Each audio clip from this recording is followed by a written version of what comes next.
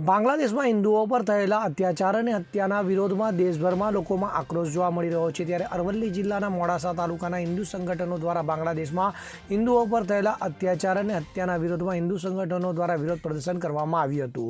तो मोडासा तालुकाना हिंदू संगठनों द्वारा बांग्लादेश में हिंदुओं पर थयेला अत्याचार और हत्याना विरोध में हिंदू संगठनों द्वारा विरोध प्रदर्शन करायुं हतुं।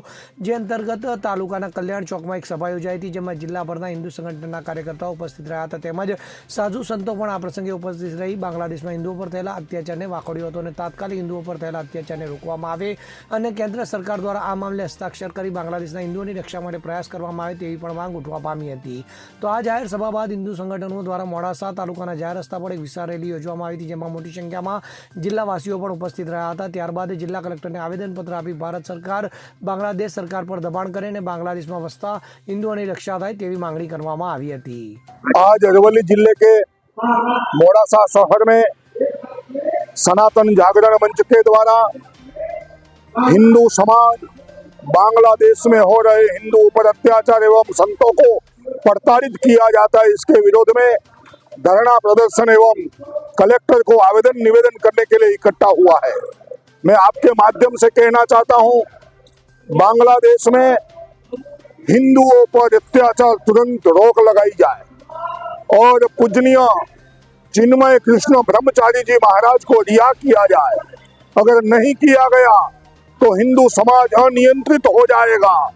अगर बांग्लादेश में हिंदू सुरक्षित नहीं रह सकता है तो भारत के अंदर मुसलमान सुरक्षित नहीं रहेगा।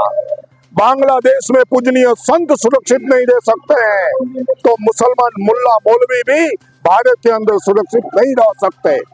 इसलिए मैं केंद्र सरकार को कहना चाहता हूं, बांग्लादेश पर दबाव डाला जाए और भारत में जितने भी बांग्लादेश घुसपैठिया अवैध रूप से रह रहे हैं उनको चुन चुन कर वापिस बांग्लादेश भेजा जाए, उसे कड़ी सजा दी जाए।